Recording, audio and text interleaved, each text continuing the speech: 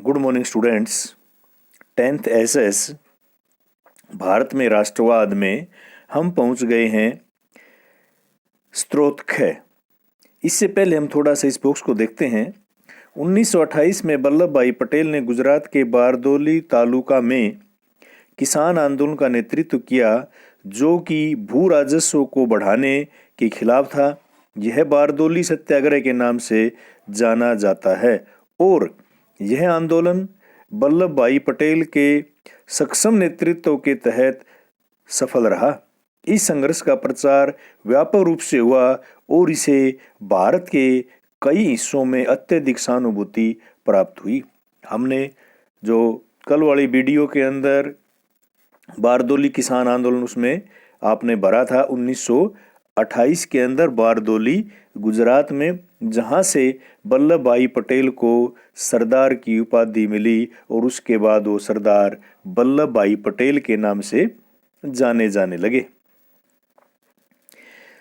6 जनवरी 1921 को संयुक्त प्रांत में रायबरेली के पास पुलिस ने किसानों पर गोली चलाई। संयुक्त प्रांत कहा जाता था उसमें उत्तर प्रदेश को। जवाहरलाल नेहरू घटनास्थल का दौरा करना चाहते थे, लेकिन पुलिस ने उन्हें रोक दिया। गुस्से में नेहरू ने अपने आसपास खड़े किसानों को ही संबोधित किया। बाद में इस सभा के बारे में उन्होंने बताया था, उनका आचरण खतरे के सामने होते हुए भी बहादुर, शांत और निश्चिंत लोगों जैसा था। पता नहीं उन्हें क्या महसूस हो रहा था, लेकिन मुझे पता है कि मैं क्या महसूस कर रहा था। एक पल के लिए मेरा भी खून खोल उठा था।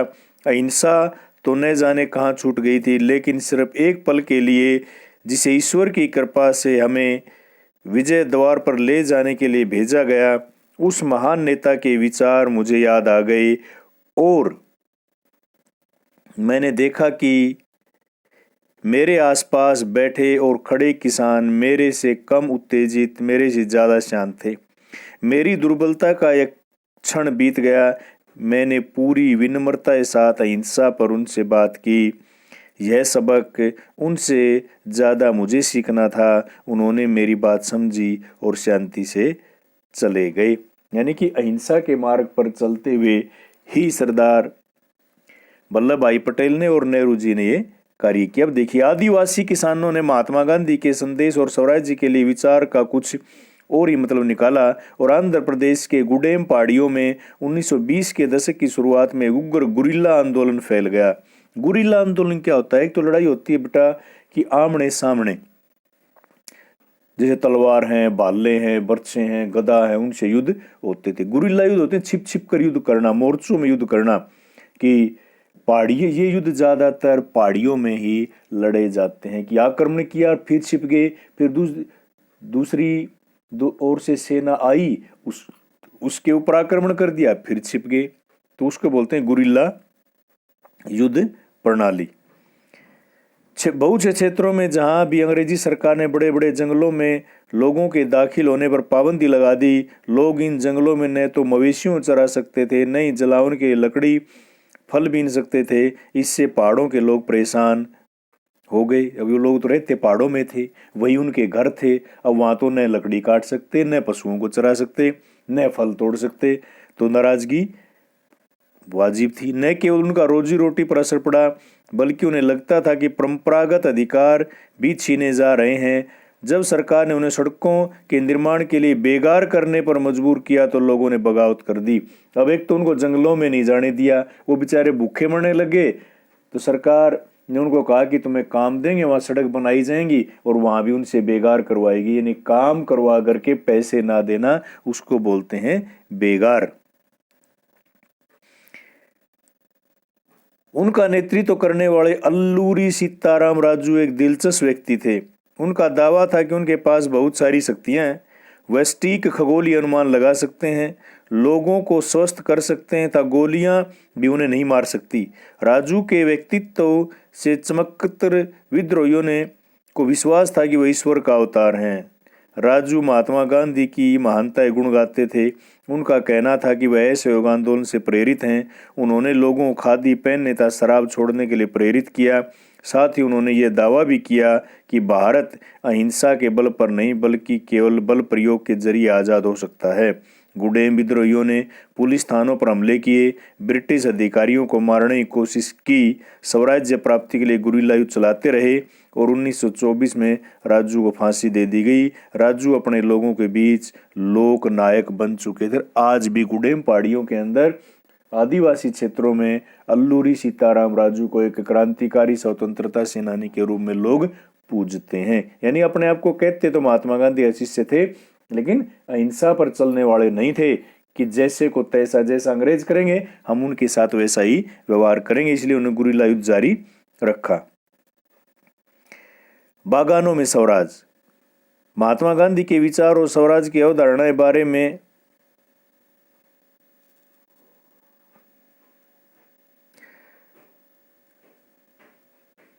वहां जो बागान जितने भी थे वो बागान सारे के सारे अंग्रेजों के थे। असम के सारे चाय के बागान हम तो इंडियन हैं, उसमें उनके थे। 1864 के इनलैंड इमिग्रेट एक्ट के तहत बागानों में काम करने वाले मजदूरों बिना इजाजत बागान से बाहर जाने की छूट नहीं थी। जब उन्होंने ऐसे आंदोलन के बारे में सुना तो उन्होंने अपने बागान छोड़कर घर चले गए। उनको लगता था कि अब महात्मा गांधी का राज आ रहा है, इसलिए अब तो हर एक को गांव में जमीन मिल जाएगी। लेकिन वे अपनी मंजिल पर नहीं पहुंच पाए। स्टेशनों पर स्टीमरों की हड़ताल के कारण वे रास्ते में फंस गए और उन्हें पुलिस ने पकड़ लिया और बुरी तरह से पिटाई की। अब उनके लिए स्वतंत्रता क्या थी? बागानों में काम करने वाले लोगों के लिए तो बागान से बाहर निकलना ही स्वतंत्रता थी, ताकि वो अपने गांव चले जाएं। देश की आजादी के बारे में तो उन बेचारों को पता ही नहीं था। अब देखिए, राष्ट्रीय आंदोलन में शामिल ऐसे अन्य लोगों के बारे में पता लगाइए जिन्होंने अंग्रेजों ने पकड़कर मोते घाट उतार दिया था। कैसे उदाहरण आप इंडो चाइना अध्याय 2 के राष्ट्रीय आंदोलन में भी बता सकते हैं, ऐसे उसमें भी थे। अब देखिए, इन स्थानीय आंदोलनों की अपेक्षाओं और दृष्टियों को कांग्रेस के कार्यक्रम में परिभाषित नहीं किया गया, क्योंकि कांग्रेस के प्रोग्रामों में तो केवल उन्हीं को दिखाया जाता था जो कांग्रेस के संबंधित। जब वे महात्मा गांधी का नाम लेकर काम करते थे तो अपने आंदोलन को कांग्रेस के आंदोलन जोड़कर देखते थे। वास्तव में एक ऐसे आंदोलन का अंग बन जाते जो उनके इलाके तक सीमित नहीं था। ये चोरा चोरी की घटना का फोटो दिया गया है। गोरखपुर स्थित चोरा चोरी में बाजार से गुजर रहा एक शांतिपूर्ण जुलूस पुलिस के साथ हिंसक टकराव में बदल गया और इस घटना के बारे में सुनते ही महात्मा गांधी ने असहयोग आंदोलन वापस ले लिया। एक बहुत बड़ी घटना थी और क्रांतिकारी तो ये भी कहते हैं कि अगर गांधी जी उस समय असहयोग आंदोलन को वापस नहीं लेते तो शायद हमारा देश 1922 में आज़ाद हो जाता, क्योंकि आंदोलन बहुत बड़ा था और अंग्रेज इस आंदोलन से इतने डरे हुए थे कि उन्होंने ब्रिटिश सरकार से बात करनी शुरू कर दी थी। लेकिन इस आंदोलन को वापस लेने के बाद बहुत से लोगों को बड़ा दुख हुआ, लोग महात्मा गांधी से नाराज भी हुए और दोबारा इतना बड़ा आंदोलन खड़ा करने के लिए गांधी जी को बहुत वर्ष लग गए थे। और फिर असहयोग आंदोलन के बाद सविनय अवज्ञा की। और कि सविनय अवज्ञा का क्या अर्थ होता है कि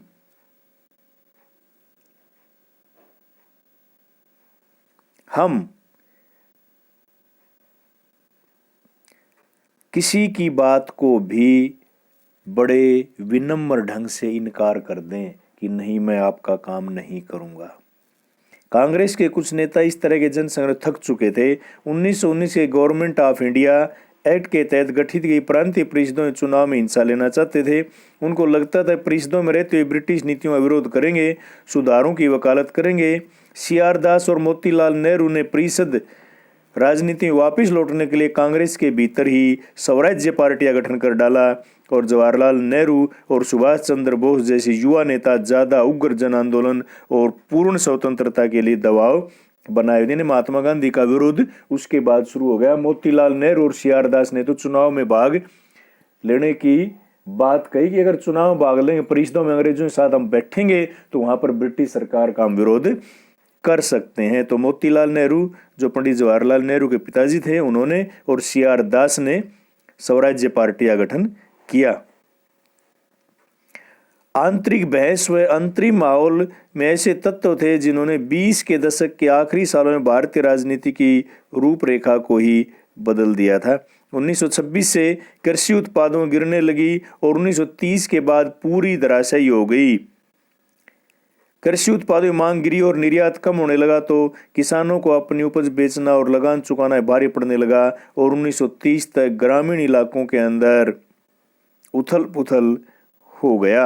अब पहुंचते हम साइमन कमीशन। साइमन कमीशन के खिलाफ शांतिपूर्ण प्रदर्शन के दौरान ब्रिटिश पुलिस ने लाला लाजपत राय पर हमला किया और प्रदर्शन के दौरान मिले गहरे जख्मों के कारण उन्होंने दम तोड़ दिया। 1928 में ब्रिटिश सरकार ने एक कमीशन भारत में भेजा। 1919 के अंदर जो रोलेट एक्ट पास किया था, उस कानून का भारतीय लोगों को कितना फायदा हुआ कितना नहीं हुआ, उसकी जांच करने के लिए सर जॉन साइमन नाम के एक व्यक्ति के नेतृत्व में एक आयोग बनाया गया। उसको नाम दिया गया साइमन कमीशन। लेकिन उस कमीशन में कोई भी सदस्य भारतीय नहीं था, इसलिए भारतीय लोग उसका विरोध कर रहे थे, क्योंकि अंग्रेज अपने ही बनाए हुए कानून की अगर समीक्षा करेंगे तो उसकी रिपोर्ट ओके देंगे और उसकी कमियां नहीं बताएंगे। और उनकी मांग थी कि इस कमीशन के अंदर भारतीय लोगों को शामिल किया जाए, लेकिन ब्रिटिश सरकार ने उनकी बात नहीं सुनी। इसलिए हर जगह पर साइमन कमीशन का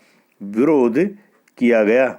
और साइमन का आपको पता है कि साइमन कमीशन का विरोध करते हुए ही भारत के महान नेता लाला लाजपत राय जी की मौत भी हो गई थी। 1928 में जब साइमन कमीशन भारत पहुंचा तो उनका स्वागत साइमन कमीशन वापिस जाओ, साइमन कमीशन गो बैक के नारों से हुआ।